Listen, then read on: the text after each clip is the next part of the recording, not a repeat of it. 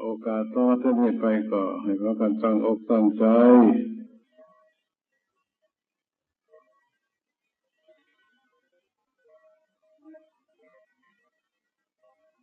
ตั้งใจแล้วก็ให้ตั้งใจอยู่นำถ้าสมโภชยักเรื่อง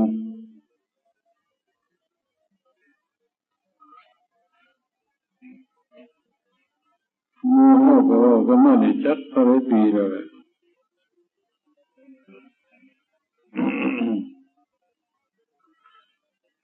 โดยเฉพาะวันพระวันศีลมีผู้มีศรัทธา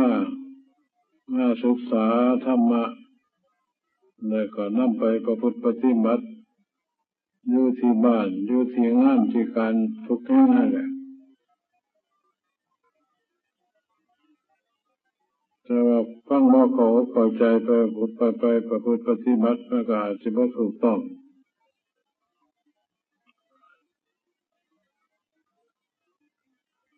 มันชาวพุทธมันมีวัดหลายแห่งทั่วไปในประเทศไทย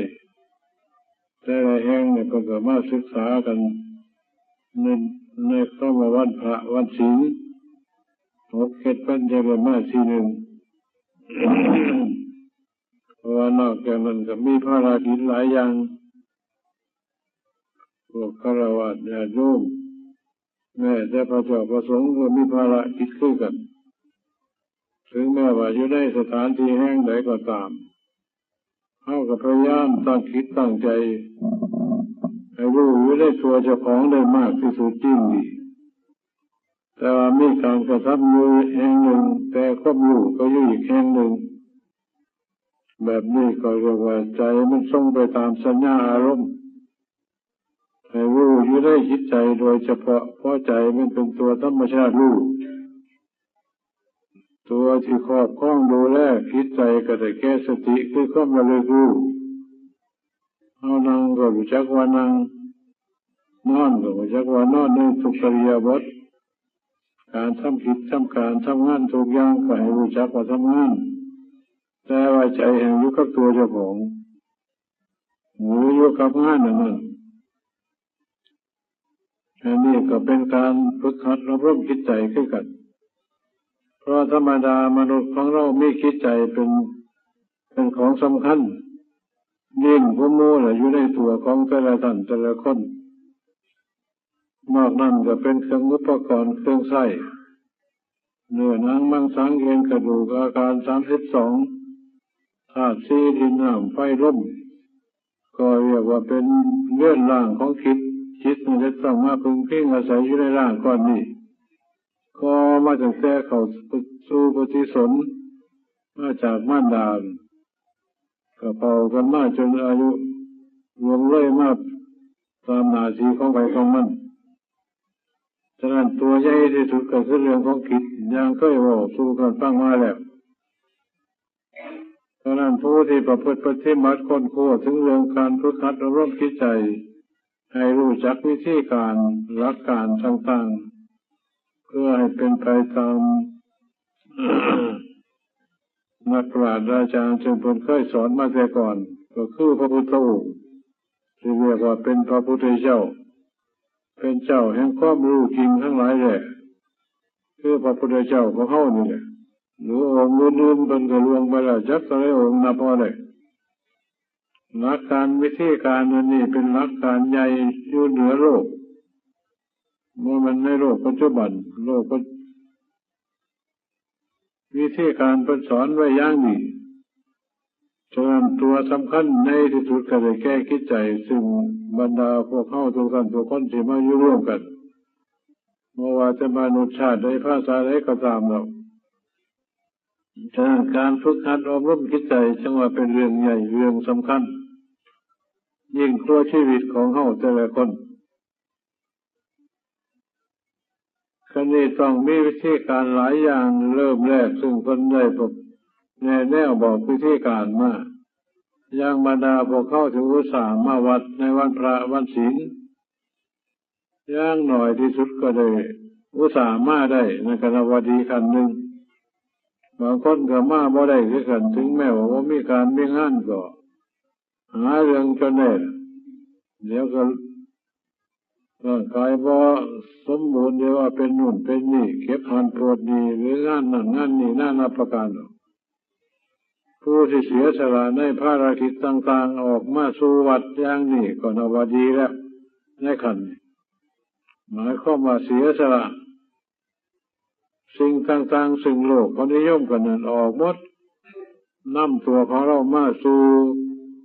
สถานที่ฝึกหัดรบๆในแก่วัดในกราบในไหว้แค่นี้ก็เดี๋ยวเป็นดีขันหนึ่งในระยะเดียวกันเขาก็พยายามเสียสละอย่างอื่นคือทำบุญสุนทานเรียกว่าท่านั่งคือการให้มีสิ่งของเล็กๆน้อยๆก็ทำบุญอุทิศ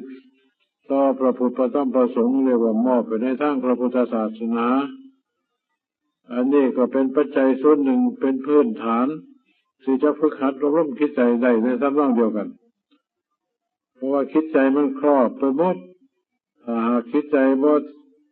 มีศรัทธาบ่เลื่อมใสเฮาก็บ่กล้าเสียสละบ่กล้าทำบุญสุนทานของดีๆน้อยๆก็ตามมีหลายสักเท่าไหร่ก็ตามการที่เสียสละออกให้เป็นประโยชน์แก่ส่วนใหญ่ส่วนรวมเลยก็คล้ายๆกับว่าเสียสละออกจากจิตใจของเฮาก็มัจฉริยะตนีเหนียวแน่นก้มหึงหวงเอียงต่างๆมันพัวพันอยู่ในจิตใจแต่เสียสละออกได้อันนี้ก็เรียกว่าเป็นบุญกุศลอีกขั้นหนึ่งในการมาการนี้ยิ่งกว่านั้นอีกเขาก็พยายามอดทนต่อสู้กับของภัยธรรมชาติการอดหลับอดนอนการอดร้อนอดหนาวอย่างน่านับประการเพื่อศึกษาธรรมะให้รู้เรื่องสิไปแก้ไขจิตใจตัวเองอันนี้ก็เป็นสิ่งหนึ่งคือกันเป็นนิสัยเป็นอุปนิสัยที่จะฝังอยู่ในจิตใจของเขาอีกชั้นหนึ่งเพื่อสิดำเนินต่อไปในขั้นสูงเพราะการประพฤติปฏิบัติธรรมะมันต้องเริ่มไปตั้งแต่ขั้นต้นขั้นพื้นฐานต่อไปก็ค่อยขยับขึ้นไปเรื่อย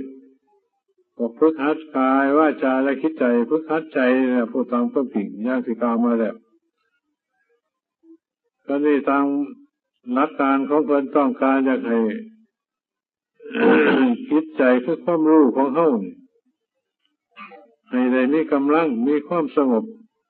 เพื่อจะได้ค้นคว้าถึงหลักความเป็นจริงซึ่งเป็นของละเอียดลึกลับซึ่งมันมีฝังอยู่ในจิตใจของเฮาถ้าหากความรู้ธรรมดาเฮาก็เป็นเรื่องของสัญญาอารมณ์ความรู้ตามสัญญามันก็ได้อยู่แต่ว่าได้แต่ในด้านภายนอกแต่ส่วนลึกลับก็ไปคนนั้นก็มองบ่เคยเห็นถ้าหากความรู้บ่ร่วมกันเป็นจุดใหญ่กว่าธรรมดาต้องอาศัยสติคือความระลึกรู้ตัวนี้เป็นผู้ประคับประคองจิตใจเข้าใกล้ชิดกับจิตใจได้มากก็ได้ยิ่งดีเพื่ออยากให้จิตใจอยู่ในตัวเจ้าของมากกว่าไปอย่างอื่นมากกว่าส่งไปตามสัญญาอารมณ์อยู่ที่ใดก็ให้อยู่ซั่นอันนี้เพิ่นเรียกว่าเป็นการพยายามฝึกหัดจิตใจตัวเอง บ่ปล่อยจิตใจไปตามอารมณ์ทั้งดีทั้งบ่ดียุ่งเหยิงเดือดร้อนวุ่นวายนอนบ่หลับก็มีแต่ตัวร่างคนคือยังโลกก็ปล่อยกันไปยังตามเรื่องต่างๆมันก็ยุ่งเหยิงเห็นกันอยู่นั่นแหละ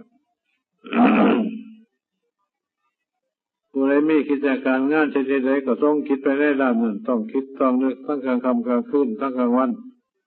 บ่มีเวลาว่างจากจิตใจจะเกิดจิตใจต้องวิ่งเต้นอยู่ตลอดเวลากำลังมันก็อ่อนในเรื่องของจิตนี่จะวิ่งไปตามสัญญาอารมณ์ที่มาค้นคว้าถึงธรรมะอันละเอียดก็นั่นก็เลยบ่รู้เรื่องก็รู้แต่เรื่องของหยาบๆนั่นล่ะนักเขาบางที่ก็อาจสิเป็นการวิชาอาฆาตคนนั้นคนนี้อย่างน่านับประการฆ่ากันทำร้ายกันอย่างโลกที่เขาเป็นกันอยู่เสมอถ้ามาเป็นป้อนให้เพียงแค่สิงหาก็ทั้งยั่งทั้งยากวิชาอาฆาตพยาบาทจองเว้นกันยุ่งเหยิงฆ่าคนนั้นฆ่าคนนี้ยิงคนนี้นะเขาฆ่าหัวตัวเจ้าของเองผูกข้อเจ้าของตายก็มีมือไปตนน้ำตายตนตึกตายก็ร้ายเนื่องจากปัญหาทางออกเพราะอะไรจิตใจเพราะมีที่พึ่งพิงอาศัยเพราะมีรักคิดรักใจ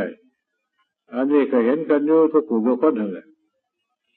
คราวนี้เฮาที่หาหลักจิตใจซึ่งเป็นไปในด้านธรรมะซึ่งพระพุทธองค์ทรงสอนไว้แล้วเขาเลยเรียกผู้น้อยผู้ใหญ่เกิดขึ้นมาแล้วก็เพิ่นไปตามรุ่นตามวัยให้แหละแต่หลักธรรมะนี่มันได้ทุกระยะแต่สมัยข้างพุทธกาลตอนน้อยอายุ6 ปี7 ปีก็รู้เรื่องแล้วคนสอนจิตใจของคนได้แต่สมมุติมันตายจะไปเถื่อก็ยังสอนกันบ่ได้วิสอนใจเจ้าของสอนโดยรู้สอนผู้อื่นแต่สอนตัวเจ้าของที่มันเนี่ยฉะนั้นหลักการใหญ่ๆก็เรียกอย่างที่กล่าวมาแล้วพยายามดึงความรู้หรือดึงจิตใจไปให้อยู่ในตัวเจ้าของมากก็ยิ่งดีโดยเฉพาะธรรมะพระกล่าวทำนองนั้นอย่างในสติปัฏฐานทั้ง4ให้พิจารณาอยู่ในกายคือร่างกายก้อนนี้กายานุปัสสนาพิจารณาว่ามันจะได้กายอยู่รู้อยู่ได้เรื่องของกายกายไปอยู่ในนั่งนอนยืนเดินยืนล้มไหนก็ตามให้รู้อยู่ในร่างกายของตัวของไม่ต้องส่งไปทางอื่นแค่นี้ก็เรียกว่าเป็นการสะสมกำลังได้แล้วนี่ขอให้อ่านจะอยู่กับเวทนานุปัสสนาอายุกับเวทนาต่างๆสมัยปรากฏในร่างกายก่อนนี่ความห่อนความร้อนความแข็งความห่อนความเจ็บความปวดอย่างนั้นนับประการนั้นก็ตามให้รู้อยู่ในร่างกายเจ้าของไม่ต้องส่งไปทางอื่นแล้วก็อยู่กับจิตตานุปัสสนาคือความระลึกรู้ตรงนี้แหละอยู่กับความรู้บ่ให้ส่งไปอย่างอื่นพูดง่ายๆครับธรรมานุปัสสนาอยู่กับธรรมสิ่งที่มันปรากฏเกิดขึ้นอยู่ในร่างกายก่อนนี่ก็เรียกว่าเป็นธรรมหมดทั้งฝ่ายดีและฝ่ายไม่ดีให้รู้อยู่ในเฉพาะตัวเจ้าของให้รวมลงมาอยู่นี่หลักการพระพุทธองค์สอนแบบนั้นเนี่ยแต่ว่าคนเฮาที่อยู่ซื่อๆเนี่ยแต่เมื่ออยู่กัน2 คนเราแล้วเสียงเอาแก่ขึ้นหลายคนยังวุ่นปากเลยว่าก็บ่ได้ยินอยู่คนเดียวก็คิดกันอยู่นั่นแหละมีแต่หาทางออกซ้ำกันก็เอานกมาขังไว้ในทุ่งออกว่าได้บ่ได้ก็เอาข้อสอดตรงนั้นตรงนี้แลนวนทุ่งนึงลักษณะของจิตใจมันจะเป็นแบบนั้นถ้าหากว่ามีสติครอบครองก็เลยสะสมกำลังบ่ได้ตายจักศาสตร์จักกับจักกันก็บ่ได้เรื่องฉะนั้นหลักการของพระพุทธองค์พระจึงสอนให้รู้อยู่ในสิ่งเหล่านี้แหละอยู่ในปัจจุบันว่าให้ไปรู้อยู่ในอดีตอนาคตให้รู้ในปัจจุบันเฮาอยู่ที่ไหนก็ให้รู้อยู่เถิดแล้วเฮาว่านั่งฟังธรรมะก็ให้รู้ว่านั่งอยู่นี่อย่าสะสมไปใส่ในบ้านในซองในสิ่งต่างๆอันนี้ก็เรียกว่าให้สังเกตดูด้วยทุกคนให้พยายามให้คิดใจอยู่ในตัวเจ้าของนี่ก็เป็นการฝึกหัดภาวนาขึ้นกันจะเป็นงานแผนกไหนก็ตามให้เฮารู้อยู่ในตัวของเฮาบ่ต้องส่งมาทางอื่นก็ยังรู้อยู่แบบฉะนั้นพระพุทธองค์ก็จะหาวิธีการสอนให้ผูกคิดใจไว้ในอารมณ์อะไรอันหนึ่งสิใช้คำบริกรรมว่าพุทโธก็ได้ธัมโมสังโฆก็ได้หรือกำหนดลมหายใจเข้าออกก็ยังได้เข้าไว้ออกไว้เข้าคอยออกคอยเป็นจังได๋กันรู้จักเข้าแห้งออกแห้งกันรู้จักอยู่รู้อยู่ในวันลมผ่านชาติจมูกเข้าไปหาตัวเจ้าของเองถ้าหากลมตัวนี้เข้าไปแล้วบ่ออกมาก็แล้วทั้งออกมาแล้วบ่เข้าไปก็แล้วเรื่องชีวิตของคนรู้อยู่บนนี้มันใกล้ชิดที่สุดเลยถ้าตั้งความรู้ไว้อยู่อย่างนั้นแต่ว่าเขาจะไปแทงมันสิหายใจคอยใจแห้งเอาแต่มันแต่ปล่อยตามสภาพของมันตามธรรมดามันนอนอยู่ก็กำหนดได้นั่งอยู่ก็กำหนดได้เดินอยู่ก็กำหนดได้กำหนดรู้อยู่บนเก่าจิตใจสิมีกำลังก็ดีกำลังผิดปกติบ่เหนื่อยบ่เมื่อยบ่ล้าแม้สิเดินเบิดมือก็เดินได้นั่งเบิดมือเบิดขึ้นก็นั่งได้แต่ว่าให้รู้อยู่ในจุดเดียวมันมีกำลังถ้าหากใจวนไปวนมาแบบนั้นแบบนี้ยังว่าตามอารมณ์โหยเหนื่อยไว้ที่อย่างคิดกันได้ให้สังเกตว่าสิรู้สึกกันในตัวผู้ปฏิบัติเองให้คิดใจอยู่ในอารมณ์อย่างว่ามีสติควบคุมอย่างที่แล้วมาแล้วนักเขาต้องการอยากให้อยู่ในความสงบให้เข้าสู่ภวังค์ เรียกว่าความสงบหรือว่าเป็นสมาธิจิตใจมันก็ลงได้คือมันไม่ได้พัวพันกับอารมณ์ทางนอกแต่ว่าอยู่ลงชวนขั้นต้นเนี่ยพอเรียกว่าคณิกะคือขณะเดียวลงแป๊บเดียวก็ถอนขึ้นมาไม่อยากแรงไปทางอื่นถ้าหากสติเขาแก้ไขกำหนดอยู่บ่อยๆทำต่อเนื่องกันไปมันก็ลงไปถึงขั้นกลาง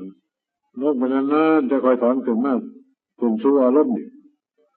พอเรียกว่าอุปจาระก็คือจรโดยตามอารมณ์แต่แค่นี้ก็ความรู้สึกคิดนึกในร่างกายอยู่ในคิดใจของเขาก็เปลี่ยนแปลงไปจากปกติหลายโอ้โหมันเป็นอย่างนี้ก็ยังเปลี่ยนว่าเคยคิดเคยฝันแต่ว่ามันจะเป็นแบบนี้เห็นแค่นี้ก็ดีอยู่นี่มันเป็นการปลูกศรัทธาให้กล้าหาญเด็ดเดี่ยวเชื่อมั่นในคุณของพระพุทธพระธรรมพระสงฆ์ว่าเป็นของมีจริงเป็นจริงเกิดขึ้นในตัวเจ้าของเขาได้ดูดดื่มรสชาติของธรรมะซึ่งปรากฏเกิดขึ้นแล้วร่างกายหมดทั้งก้อนนี่บ่มีคำว่าสิเก็บสิปวดบ่มีทุกขเวทนาเบาไปหมดแค่นี้ก็ยังดีนั่งอยู่บนบนนี้ก็เบาอยู่สิพวกง่วงเหงาหานอนนี่ก็บ่มีแรงไปใช้หมดก็หิวก็หายต่างๆมันมาฉันจังหันมือสองสามมือตอนแรกมือก็ยังสดชื่นเบิกบานอยู่นั่นรสชาติของธรรมะมาเข้าสู่จิตใจเพราะว่ารสชาติอันนี้มันยิ่งกว่ารสชนะรสอย่างอื่นหมดทำรสของธรรมะรสต่างๆในโลกวิสูก็เลยยิ้มในจิตใจแต่ก็ยิ้มไม่หมดร่างกายมันจะเก็บจะปวดมันจะยิ้มมันเป็นเรื่องของจิตเดียวนี่ใจเขามีกำลังหรือบ่อะไรเนี่ยทำงานทั้งวันทั้งคืนก็บ่ยังเหนื่อยอันนี้เป็นของแปลกเลยให้สังเกตตรงนี้แต่ละคนการนี้เมื่อคิดใจได้มีพลังถึงแก้ข้าแล้วมีความสงบอย่างว่ามันก็ลงถึงขันใหญ่ได้แล้วคำว่าขันใหญ่คือขันถึงฐานความสงบคำว่าฐานความสงบมันต้องว่างโลกนี้หมดแม้แต่ร่างกายก็ว่างหมดบ่หลับรู้มีแต่ความรู้คือคิดใจอย่างเดียวอย่างอื่นมันมีร่างกายเจ้าของบ่มีความรู้ที่ส่งไปตามอารมณ์ต่างๆทั้งรูปเสียงกลิ่นรสโผฏฐัพพะธรรมารมณ์ไปทั้งตาทั้งหูทั้งจมูกทั้งลิ้นทั้งกายทั้งใจบ่ไปมารวมอยู่บ่เดียวกันหมดบ่ได้รับรู้บ่จักร้อนบ่จักหนาวบ่จักฟ้าจักแดดบ่แจ้งบ่จักมืดอยู่ตั้งแต่ธรรมชาติตั้งแต่คิดใจอันเดียวสักแต่ว่าความรู้เท่านั้นอย่างอื่นบ่มีโลกอันนี้เรียกว่าฐานความสงบของจิตเรื่องของจิตจะได้ความสงบอย่างอื่นมันมีเรื่องมันก็ใสบริสุทธิ์ถึงพัญญาวาปภัสสรนิรังภิกขเวท่านสอนภิกษุทั้งหลายใจนี่เป็นของบริสุทธิ์มาก่อนนี่เป็นอย่างเราจะคอยถ้าไม่คิดใจมุนวีวนว่ายยุ่งเหยิงชนขากันทำร้ายกันยุ่งเหยิงก็จะโลกเขาเป็นของบ่ดีแหละเขาไปแทรกเนี่ยของมึนของเมาสัญจรเข้าไปปกคุ้มหุ่มห้อยอยู่ในจิตใจก็ได้หลงหน้าหลงหลังหลงตัวเจ้าของไปเลยแสงรัศมีต่างๆความสว่างสวัยหายหมดคือพวกเรานี่กลุ่มลุ่มมตามภาษาธรรมะคนละกิเลสก็ไปปกคุ้มหุ่มห้อยหมดคล้ายๆกับว่าศาลาเฮานี่ทำความสะอาดแล้วมันก็ไปง่ายมากเลยถ้าเอาของต่างๆของสกปรกเนื้อมาเอายกขยะยังมาทะทิ่มไปน้ำมันนี่ทิ่มละเกะละกะมันก็ยากกันหมดมันบ่สะอาดว่ามันศาลาบ่สะอาดที่มันบ่สะอาดเนื่องจากของเอาอันอื่นมาใส่มันหกคนสกปรกนี่ของอะไรหลายอย่างศาลามันก็สะอาดคือเขาล่ะคันเขาเอาของเราเดียวแล้วมันก็เปลี่ยนโล่งสบายดีแหละท่านใดก็ดีเรื่องของคิดใจก็ทำนองเดียวกันอย่างนี้มันบริสุทธิ์มาก่อนแล้วดีมาแล้วแต่อารมณ์ต่างๆมันที่เขาไปแทรกไปสิงไปนอนแช่จะเป็นอนุสัยจนกลายเป็นจริตนิสัยไปเลยเป็นนิสัยบ่คือกันนี่คนเท่าแต่เรื่องเขาคิดเป็นอันเดียวกันนั่นแหละธรรมชาติรู้คือกันของอันอื่นไปใช้มันก็เป็นไปหมดหรือคล้ายๆเขาไป ย่อมผ่าเนี่ยผ่าขาวๆมันก็ขาวสะอาดบริสุทธิ์เอาสียังไปใช้มันก็เป็นไปเลยสีดำก็เป็นดำหมดสีแดงก็เป็นแดงหมดแต่เริ่มแรกของมันขาวลักษณะของจิตก็ทำนองเดียวกันนี่อารมณ์หน้าประการไปชักเอามาจากไหนได้มาทับถมอยู่จนนอนบ่หลับคิดของมันแต่พระพุทธองค์เพิ่นจะเห็นเหตุสิ่งเหล่านี้สัญญาอารมณ์ต่างๆเพิ่นเทียบไปคล้ายๆกับว่าเป็นพญามารว่าพระปิดกำบังคิดใจให้มืดพ้นอนตกาศมืด8 ด้านฉะนั้นถ้าเข้าตั้งสติกำหนดจดจ่ออยู่ในส่วนใดส่วนหนึ่งในร่างกายก็ดีหรือกำหนดลมหายใจก็ดีหรือกำใส่คำบริกรรมก็ดีให้รู้ยึดให้สิ่งนั้นจนรวบรวมความรู้ทั้งหลายได้แล้วความรู้มันถึงมาเป็นก้อนในคล้ายๆกับดวงทิพย์ดวงจันทร์ผู้แสงสว่างโลกหมดทั้งแผ่นดินแต่นี่มันจริงกว่านั้นสว่างไปจนถึงอะไรมันอยู่ในโพรงในหูวันในหัวยักษ์มันความสว่างของจิตถ้าคิดใจว่างจากสิ่งเหล่านี้แล้วเขาจนทำนี้ชำนาญได้แล้วสิรู้ได้บ้างไปรู้สิ่งที่ลึกลับนอกเหนือจากสายตาเนื้อเขาเนี่ยไปอีกคือเบื้องหลังเขาว่าหน่อยแต่ละคนเดี๋ยวนี้เขาไม่เห็นแต่วันเกิดมันนี่ก็ไม่เห็นพ่อแม่บอกเสื้อผ้ารู้ยังสามันนี่รู้มาแค่นี้สิรู้เลยไปหันก็รู้ก็เลยแต่ก่อนมาหันมาเกิดจังว่าจะเถิดหรือกันตายไปแล้วสิไปใส่บ่จัดถามว่ารู้พ่อรู้จนนี่เบิ่งบ่มองไม่เห็นเพิ่นก็เรียกว่าพ่อรู้เพิ่นบ่ว่ารู้สิมันเพิ่นว่าญาณพ่อรู้เรียกว่าพ่อรู้ลึกลับนอกเหนือไปจากตาเนื้ออันนี้แห่งหลายกว่าตาเนื้อเขาเห็นอยู่เสมอก็จะไปเกิดเป็นภพใดชาติใดก็จักรชาติจะได้พบมาแล้วเกิดแล้วมาเป็นอะไรสร้างบาปได้มีรสชาติเป็นอะไรสร้างบุญมีรสชาติเป็นอะไรหัวจังวะเพราะว่าเคยเห็นมาหมดตัวแนวทั้งบาปทั้งบุญอันนั้นไม่เป็นบุญอันนั้นเป็นบาปย่าพระพุทธองค์แสดงมาแล้วว่านรกเป็นยังไงเอาพอเห็นแล้วก็ว่ามีแล้วแต่แล้วมีนี่สำหรับพระเจ้าคนว่าแล้วนรกคุ้มหน่อยคุ้มใหญ่คุ้มต้นถูกทรมานหน้านับประการนี่แหละสวรรค์นี่เป็นยังไงสวรรค์มันมีความสุขนี่ก็มีกันแต่เฮาบ่เห็นมาผลนิพพานคือกันว่าพระนิพพานคือกันหรือว่าพรหมโลกคือกันว่าได้อยู่หูจักอยู่แต่บ่เห็นรักษาความบ่รู้บ่เห็นเนี่ยจิตใจก็เลยบ่ยอมบ่ได้ว่าทำไมก็สวยยงซั่นแหละพอบ่เห็นบ่ตื่นบ่สวงเนี่ยเข้าไปเห็นเขาจะเกิดความสลดสังเวชน้ำตาไหลคนอย่างแต่ละคนเห็นความเป็นมาของตัวเจ้าของแค่นี้ก็ช่างเนี่ยขันไปเห็นมารู้จักศาสตร์2 ศาสตร์รู้คือสลดสังเวชหมดแล้วว่าทุกข์กูนี่มันหลบลุกลุกข้านมาเกิดว่าอันนี้เป็นอันไหนมาแล้ว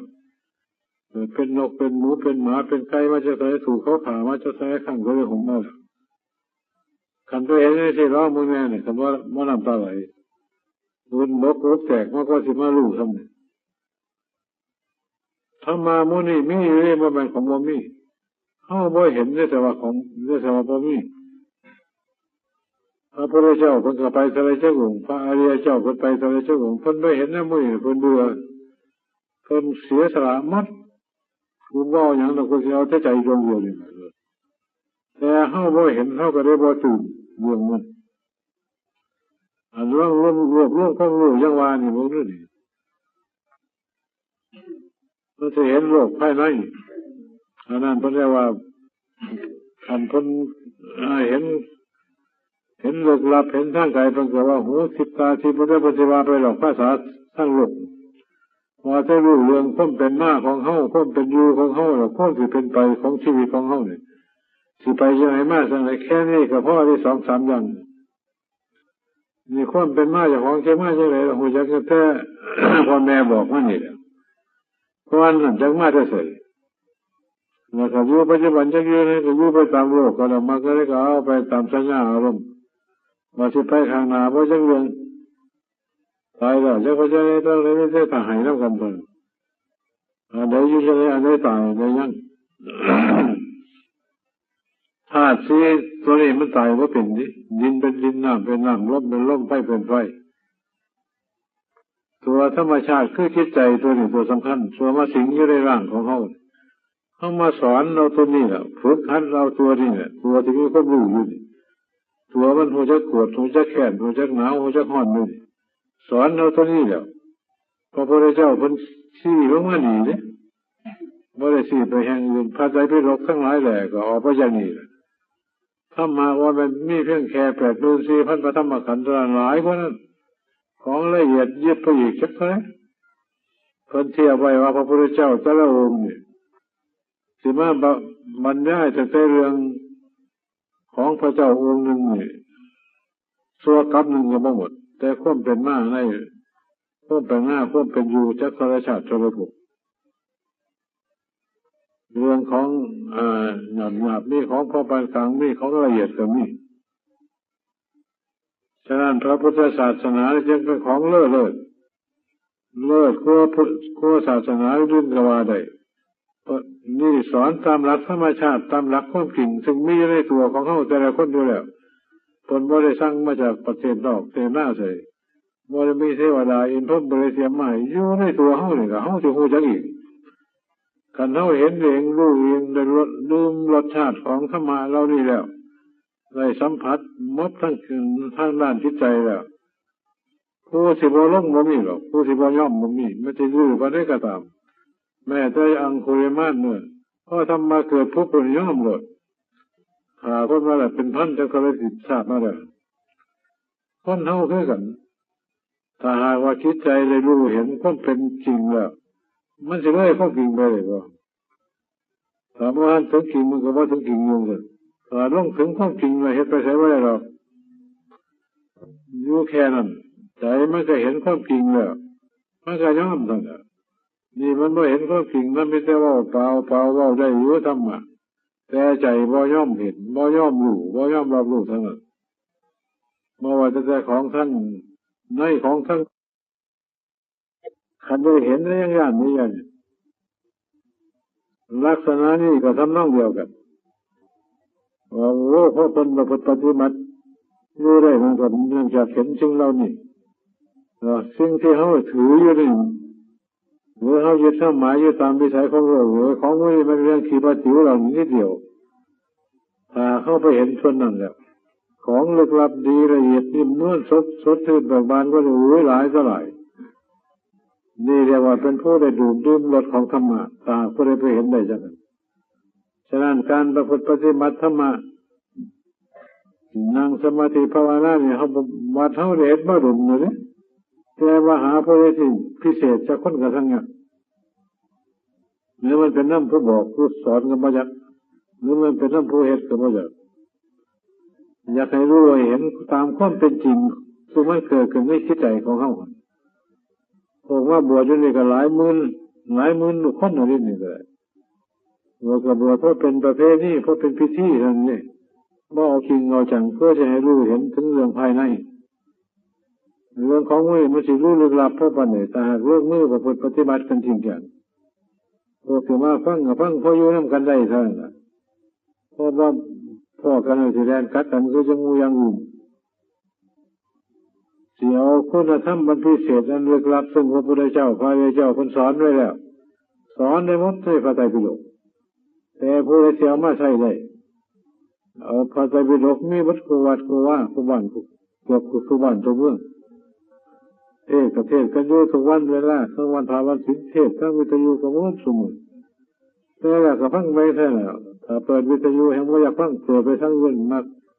ร้องรับทำเพลงอันนั้นนี่ไปตามภาษาคือเบื้องใจเขาชอบเนี่ยเลยสิ่งเหล่านี้แหละเป็นสิ่งลึกลับนี่พระพุทธองค์พระมีมหากรุณาเมตตาใจหลวงต้องการอยากให้คนรู้ธรรมะเพราะพระมาบังคับบัญชาผู้ใดอยากให้รู้ได้เจ้าของเองเกิดศรัทธาเองลงมือว่าเป็นปฏิวัติเราเองผลที่เกิดขึ้นมาจังสิคอยเป็นของตัวเจ้าของเองจังสิผู้จักคุ้นค่าของคนคือของดีว่าต้องโฆษณาเนี่ยพอพระปฏิวัติเกิดขึ้นแล้วโอ้มันอยู่ดีตัวของดีจะคอยสิรู้สึกตัว ทางจะก็บ่ยังเรื่องแหละก็ไปกันเรื่อยๆเป็นสิเกิดมาชาติไหนก็ไปกันเรื่อยๆเราก็พ้นว่าประเดี๋ยวเราเชื่อเนี่ยว่าเนี่ยสำนักมาถ้ามาเป็นของโลกเพียงได้แค่ไหนก็ตามแต่แล้วก็บ่ยอมถิ่มมันเก่าของเขาเรื่องสักเพราะว่าจิตใจมันเคยมาพอแล้วแต่เรื่องลึกลับมันหลายเท่าไหร่เนี่ยมาบอกกันเบิดมือเบิดขึ้นอยู่ก็บ่เบิดเลย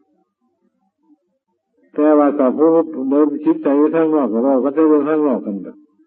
เรื่องทางในบ่จะเรื่องพอมาวัดมามู่ไม่ออกก็จะย่ำมาเศร้าเสียหลายชักผู้ใดถ้าผู้ใดเราบอกกันแล้วยังเอาแค่เราเรื่องยุ่งของคนนั่นแหละผู้ใดเห็นอะไรก็บอกมาเข้าแก่แต่อดีตอนาคตเรื่องอะไรเรื่องอะไรบ่รู้บ่เรียกกันเลยบ่รักษาใจจนปล่อยทิ้งไปเลยบ่เห็นคุณค่าของใจปล่อยไปตามสัญญาอารมณ์นอนกับฝันไปมาเรื่องถึงท่านอย่างก็พวกผีปีศาจเขาบางคนเขายังมีสมาธิยังไงอยู่นี่แต่มันจะคอยทำลายคนได้คนเท่าเดิมมันสูงกว่าพวกผีปีศาจตัวแบบถ้าหากว่าทำจิตใจให้เป็นคนโดยสมบูรณ์แล้วว่าย่านเนี่ยเอาหน้าไฟต่ำเวทมนต์คนฆ่าสาเขาสิใส่สิร่องแบบนั้นวิธีนี้มาใกล้ดอกจิตใจเขามีพลังไม่ได้ตัวแล้วนี่มาสึกเขาใส่เนี่ยสึกเขานั่นเขานี่สิลมสิตายเป็นบ้าเป็นงัวเป็นขโมยไปอย่างก็หายังวันเป็นคนนั่นแหละรวมมันแต่เป็นคนแบบมันรักษาตัวเจ้าของเองเนี่ยธรรมะต้องรักษาผู้ปฏิบัติธรรมไม่ให้ตกไปในทั้งเดือดร้อนวุ่นวายนี่ให้พูดผีปีศาจก็สูงก็คนดี